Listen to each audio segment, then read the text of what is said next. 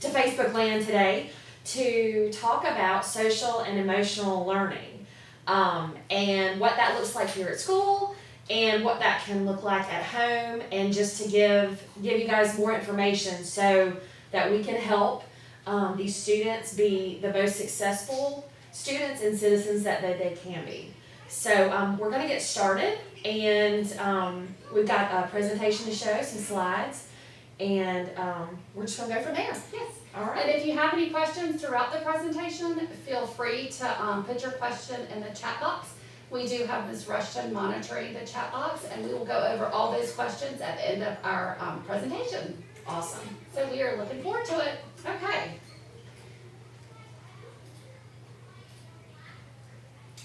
Alrighty, so if you look on your screen, this is what we call a sheep scale.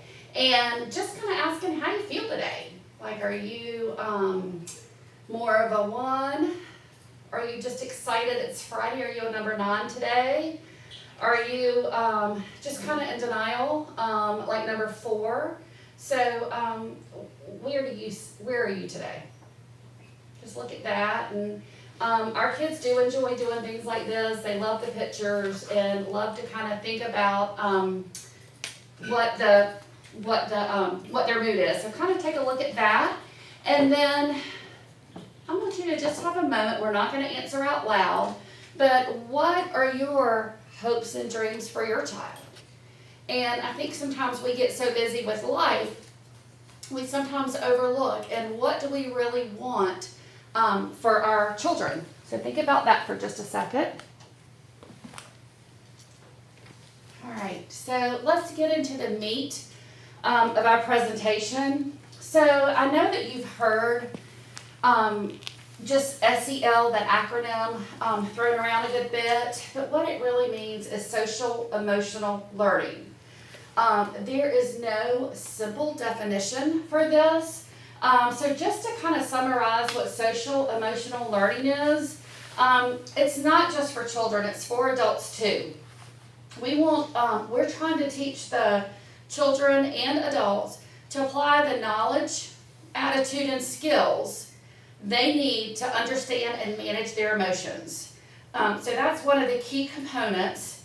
We also want to get the children to set and achieve positive goals, to feel and to show empathy for others, to establish, maintain positive relationships, and of course, make responsible decisions. So we have all of this framework is what you can see now. That is the CASEL wheel. CASEL stands for, it's a collaboration of academic and social emotional learning. So this is kind of where we base everything off of. So if you notice in the middle, we have the SEL.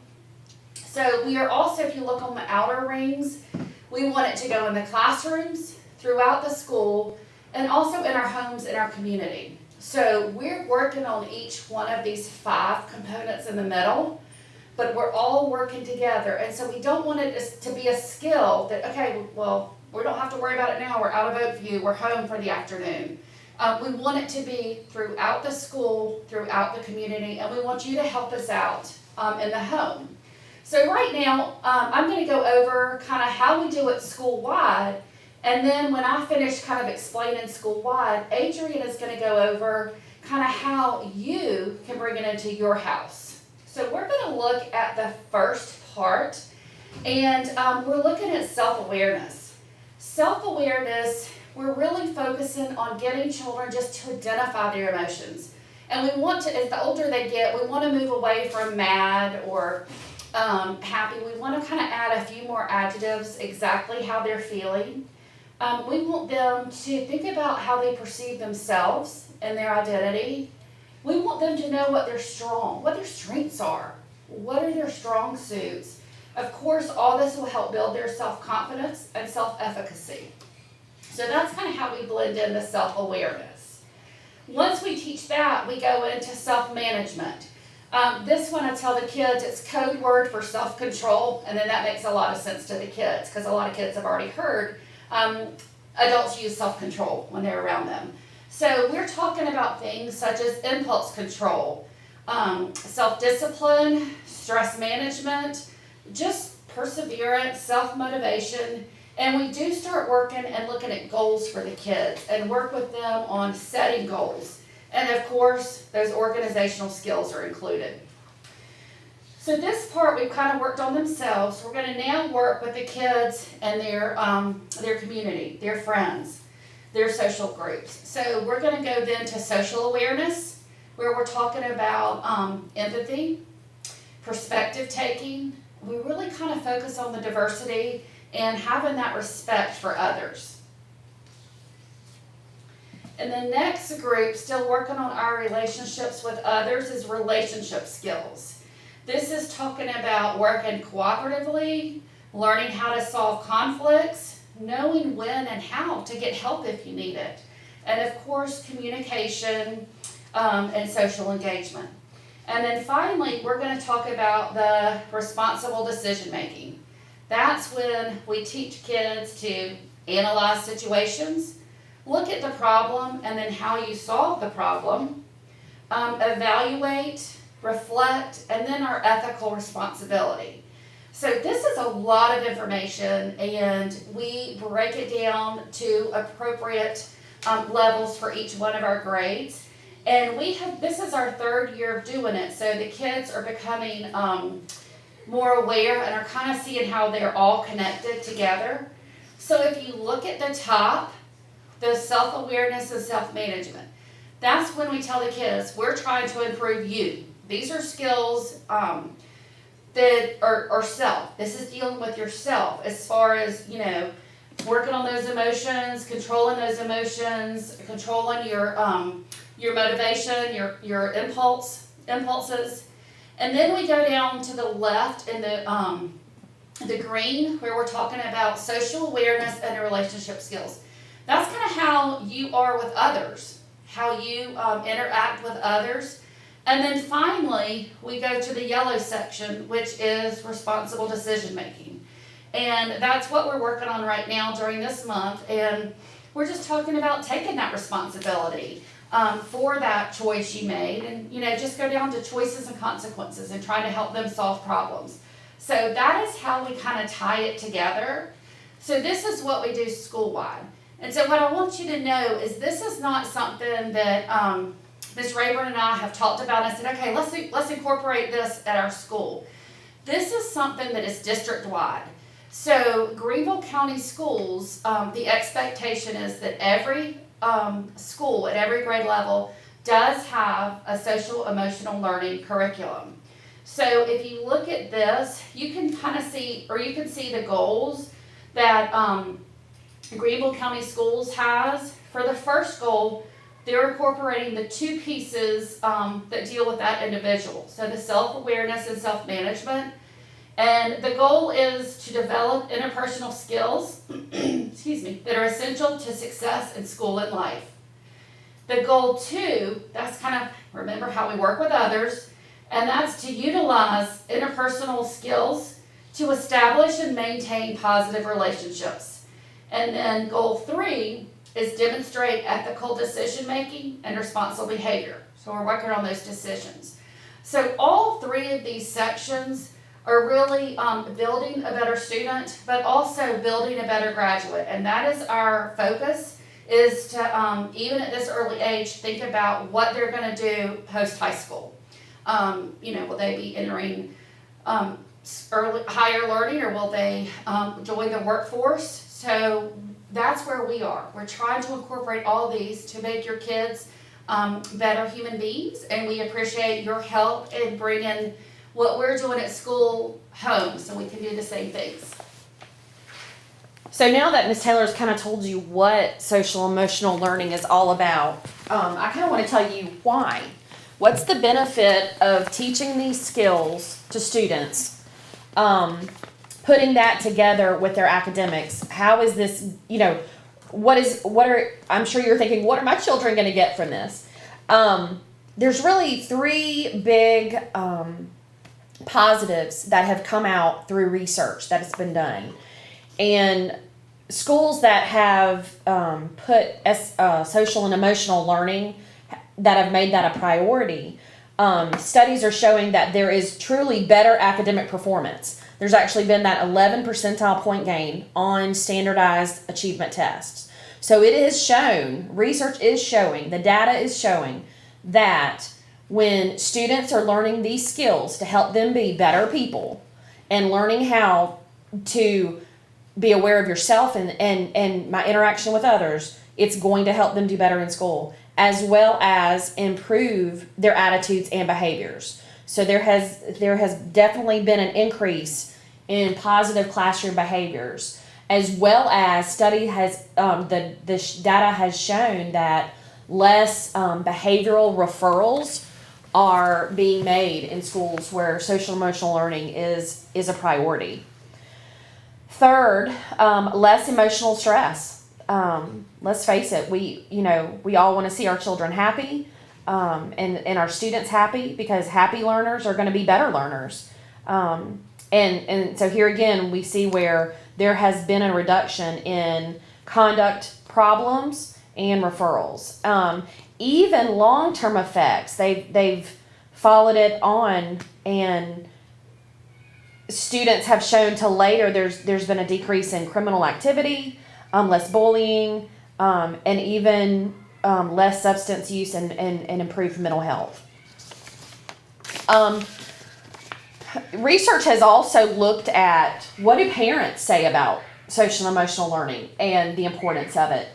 And 3 out of 5 parents are saying that their children being happy and not overly stressed is more important than academics.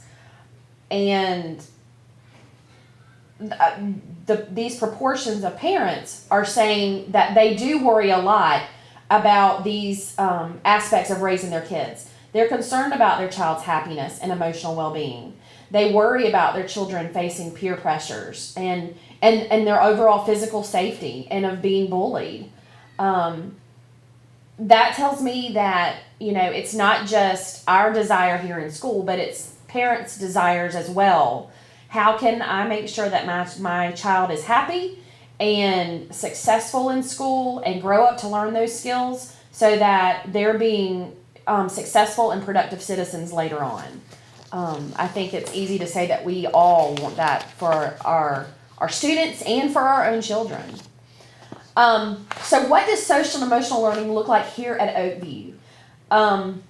Social and emotional learning, it's a process. It's not something that we are able to make a daily focus, in 1 year. And because it's a cultural thing, it's not a program like Ms. Taylor said. It's, we have curriculum and standards that we follow, but it is not a specific program. It is a way of life. It is a culture that we're trying to produce in our building and in that partnership between school and home.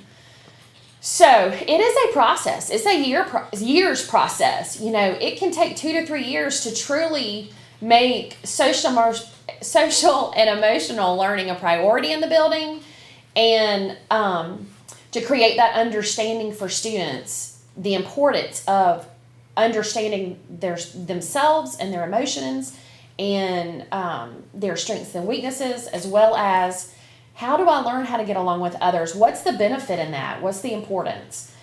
It takes years to create that culture in our building and in that partnership between school and home. So here at Oakview, Ms. Taylor and I go into the classrooms monthly and provide lessons that align with the CASEL competencies that Ms. Taylor discussed, the self-awareness and self-management, as well as the social awareness and responsible decision-making. We align our curriculum with that, as well as the ASCA standards. And that acronym stands for the American School Counseling Association. And that's basically like the teacher standards the standards that teachers use in order to deliver that academic curriculum. We also have the counseling standards that are put out by ASCA. Their morning meetings, that is something we've tried to really incorporate a lot this year. So classrooms start their day with a morning meeting. to practice skills, build classroom relationships. Some teachers do a very brief activity, just a moment or a few minutes just to set that mood to be the most positive that it can be for the day, to make kids feel connected and a part of the school environment and important. It's just a moment that they connect and feel important. So those take place every day. Some teachers also incorporate some morning meetings throughout the day, so it may even turn into a little afternoon meeting before the kids go home.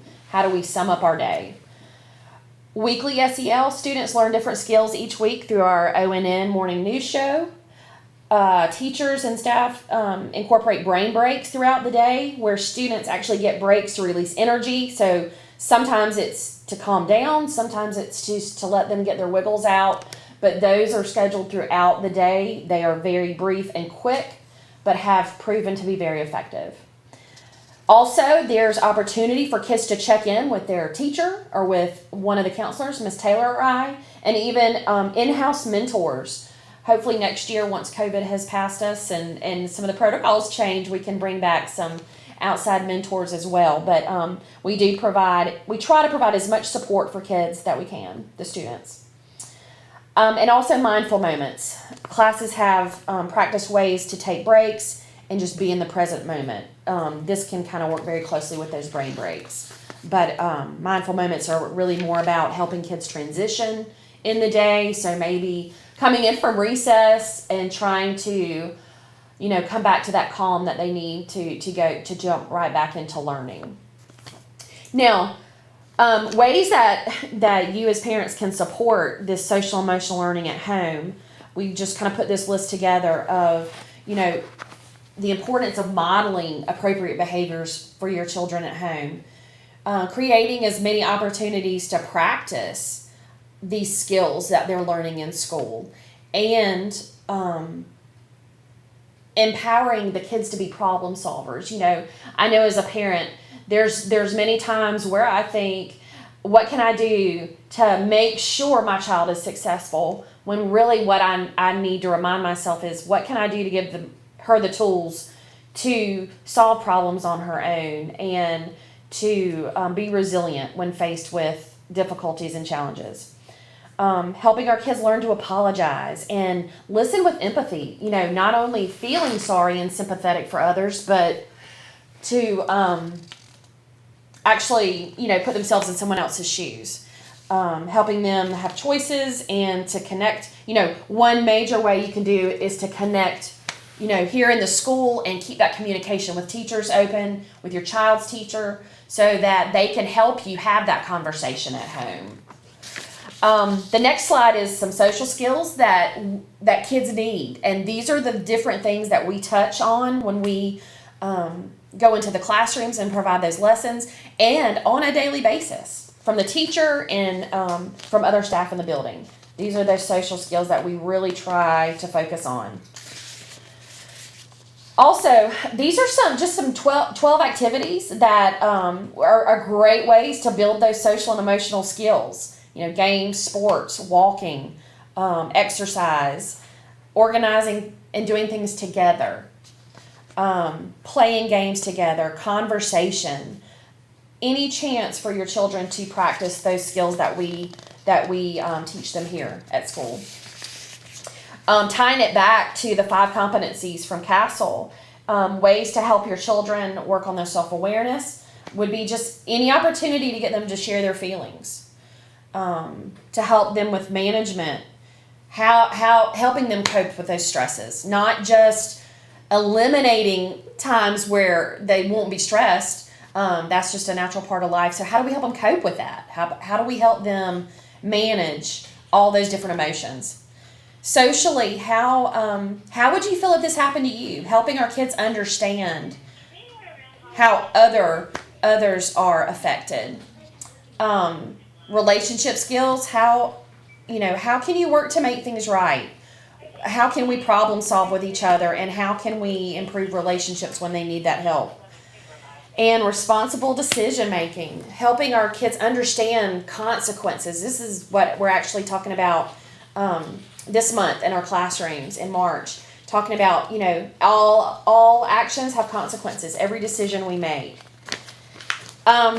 We found this statement: for children to have success, it's more than just academics. It takes social and emotional intelligence.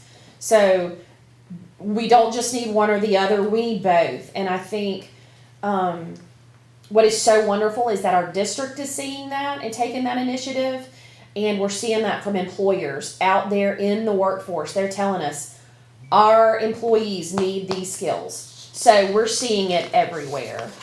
The final slide is just an exercise that we actually teach the kids here at school. It's some hot chocolate breathing. And I encourage you, when you have a moment, just to click on that or even ask your student, because we have talked about that here at school. The benefits are to help with calming and just, refocusing and coming back, getting grounded. So I encourage you to check out that hot chocolate breathing. Miss Rushton, do we have anything in the chat box or? Okay, there, excuse me, doesn't seem to be any questions in the chat box. Know that we are always available. If you would like to contact us, you can find our information on the website, or just call the main number and you can get transferred to our phones. But we're so happy you decided to join us. And it takes a village, so we're happy to be in your village helping raise your children. Yep, we're on your team. And I think our contact information is actually on this last slide, so you'll have that as well. But we're here if you need us, and we look forward to working with you some more on getting these kids ready for life.